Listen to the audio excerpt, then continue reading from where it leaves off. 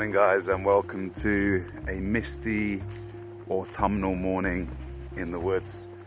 It's my autumn week and I've been here for, well, Saturday morning, Sunday, Monday, and now it's Tuesday morning, so my fourth day, and I'll leave tomorrow morning. It's going to be a good day actually. My dad and Josh are coming down and we are going old school. It's going to be an old school Corco vlog today. We are putting the wheels on the long hut. As you know, we snapped them a long time ago and we prepared them recently. Hopefully Josh has sourced some and he's bringing them down. But firstly, check out this unbelievable, unprecedented mushroom colony that the woods has turned into.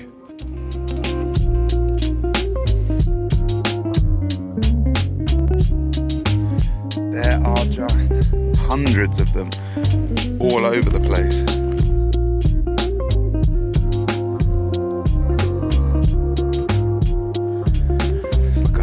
Whole colony. I'm looking at getting a trailer as the third hut to go here. So there's the huts are over there, but I'm thinking about putting a trailer here that could get hitched to the hybrid and taken on tour on the swirl round to different chateaus, castles, and also it could act as a bit of a Corco shop on the road. I don't think I want to put any more shepherd's huts wheels in here because, as you know, it's just so hard to move these bad boys.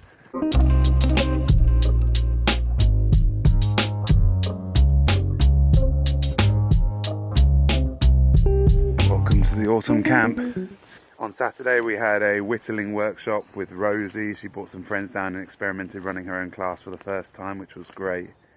On the Sunday, George and Andy came down and we finally finished the project that the paid group started, who I had a retreat with, and whose idea was Jordan Anderson's, which is this washing up table. When the nubbin that you're trying to put in there snaps, you've got two choices: either find another nubbin or just make it a design feature. So we went for that, which is good fun. And we're building up the covering on the shower cubicle as well. I had a guy called Nick Rosen come down yesterday who's written a book called Off Grid. He looks at off-grid communities and how they work. And I had a visit from Tom West, the new forester here on the estate. We were looking at this bad boy, which nearly took out my composting loo.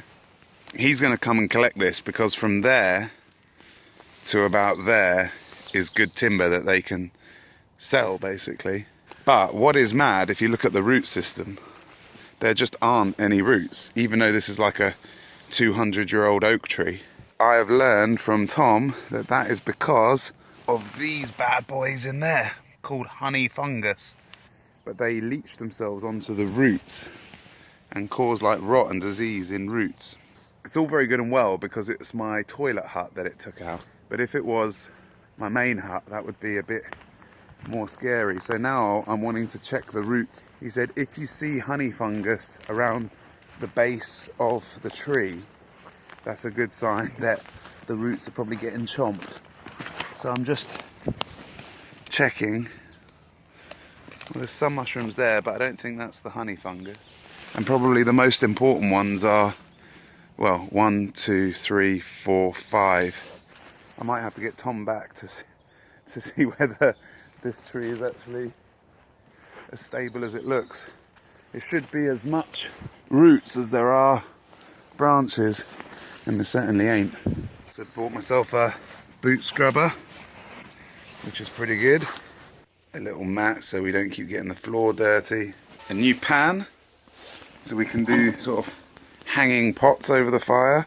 Strong request. I've bought some fireside gloves now that we're cooking on the fire a lot, because people are worried about getting burns in the woods, which is fair enough.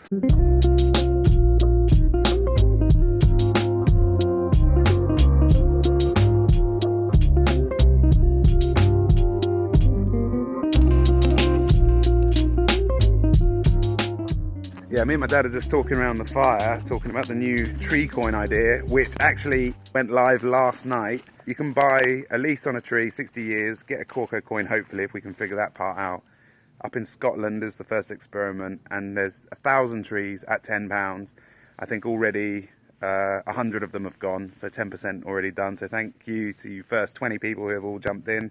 But this tree is actually a good example of how, when the forester comes, well, obviously we don't have a contract on this tree, so it's different, but what he will naturally do is chop that bit off there and make that, sell that for timber, and so the carbon will stay locked in there in perpetuity. But then this half of the tree he will naturally leave to me to harvest it for firewood and stuff. And so the question I've got, which I need to answer, is there actually a ton of carbon, which is about 25% of the mass of that bit of the tree, is there actually a ton of carbon stored in there or not? The main thing about the Corco coin is making sure that we don't oversell the amount of carbon that's actually captured in perpetuity. You know that the carbon in this hut isn't going anywhere because it's going to be staying on that hut for a long time. Whereas if it's stored in there, you can be pretty sure that it's going to be released pretty soon. Just try and measure that tree before he takes it away and see how much is actually in there, because that's older than 60 years as well. It's probably 100, 120 years or something. Yes, Dad? It was whistling. Yes. Thank you. I haven't got much battery today, so we'll see how we go. But I went down the timber yard, got some more timbers, and finally, 2.5 years later, we're going to finish this off on the outside. Dad likes finishing a job, and I've been very delinquent on this one. I don't know why I've been so avoidant. And then hopefully Josh will get here and we'll do the wheels. What do you reckon, Dad? How's the site looking? I think it's looking great. This is a lovely time of the year for it. To be in the woods, fire going, sun coming through the trees. Bit tidier than it used to be now? You're working on that. One day, one day. No, it's looking, it is, it's organised now actually. Thank you. Cheers. Cheers.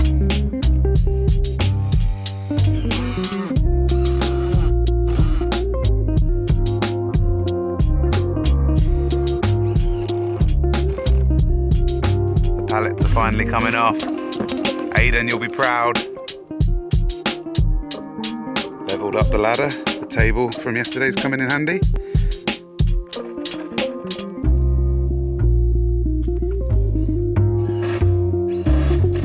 Nice, Dad.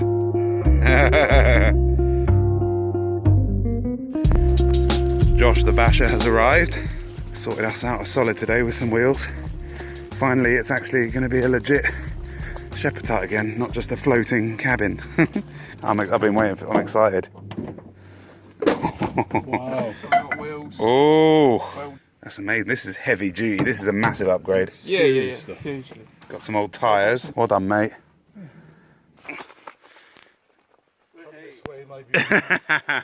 It actually worked quite well. So Josh has actually filmed the process since you last saw him here of what he's been doing in the workshop. So we'll dump those in now, will we? Yeah, man. Yeah. All right, here you go. So this is a machine shop / fabrication workshop, and I'm going to take you through today what we're going to do with the stub axles Dave bought and some wheels that I've sourced for Dave. Now we want to try and keep this on the cheap, so instead of buying the specific wheels that fit the stub axles, I'm going to make the wheels that I've got fit. So over here with the stub axles that Dave bought, we have my reference drawings from when I was last at the woods. I took the PCD of the actual wheel. I went and sourced some wheels. BMW E21 and E30 are 4x100. That was perfect. I managed to get these for free, which was a bonus off my friend at the BMW Breakers, Bridge M BMW Breakers, if you need any parts. The problem I had with these wheels is the centre bore's completely different. The easiest thing to do is to knock the studs out and actually machine down this part in the lathe. Pretty simple process. So I'm running the lathe quite slow. All finished up on the lathe. I ended up taking about 3.5mm off the bearing carrier in the end. Just a nice test fit here, just to show you. Just putting these bearings back together, so just greasing them up with some lithium to make sure that they all flow nicely. So they have like a hubcap that stops any of the dirt getting in. This work doesn't just magic itself into the woods, does it, mate? No, yeah, it's been a lot of hard labour. Before I went to the breaker yard, I went, hold on, BMW E21 and E30 had the same wheels. So I rang my mate Tyler and went, you ain't by any chance got any E30 wheels? And he went, just come down, we might do. So have we got BMW wheels? So BMW. That's right. What, are we talking a day, 2 days work then or something? Well, about, half a day really, a Okay. day. Oh, like a glove. Yeah, so before they didn't fit at all, but yeah, I machined everyone. Yeah, what we'll do is we'll paint the insides of these first. So it's like a zinc paint. Yeah. Sweet. Board or something. Oh, I don't know how you can get vegetarian fish, and then there's normal. fish Nice. fingers. So well done, Dad. You brought the goods. You and Mum have really sorted me out this week. I bought chocolate sachets. Nice. Very good. I'll enjoy one of those. Donuts to finish. Oh, Dad, we've hit the jackpot today. The first Linda taste test. Can't argue. Pretty tasty. Thanks, Dad. Lovely. He's got the hammer out. The hammer of Got a Thor. sledgehammer in the woods. I don't know. I think I got it from Brenda's cottage. 3 hours later, Josh is still bashing away. Not on this same one, by the way. No, this is the fourth one. There's a body under there. Somebody told us. Yeah, time to come back to work, geezer. I've been wondering when Mum was.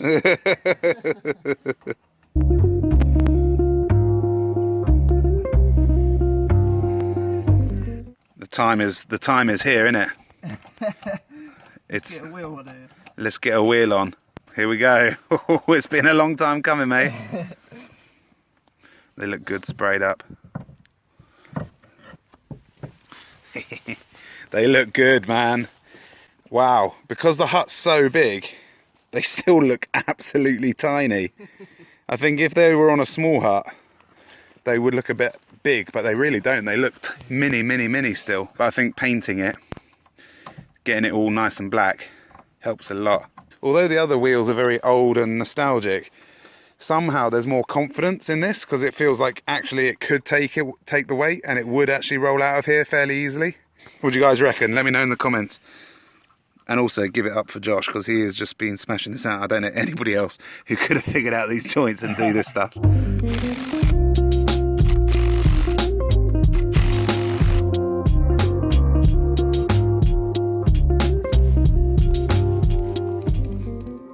I've just seen that actually. The chimney that Aidan and his mate put in actually suits this sort of blacked out vibe. I like it a lot. Guys, that is it. The hut is now fully mobile once again, and this time it means business.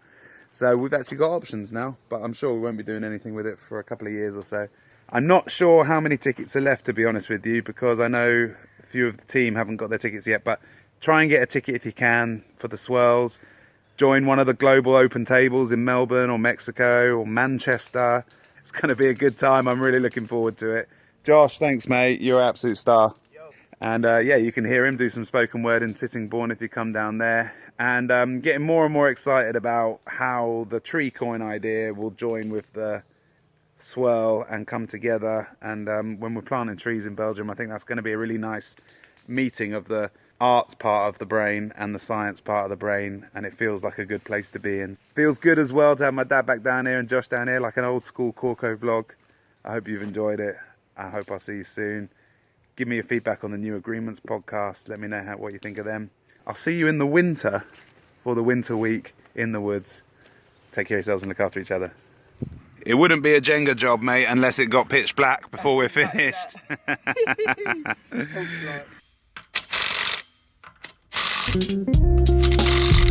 the final one. Oh, a little bit of spray.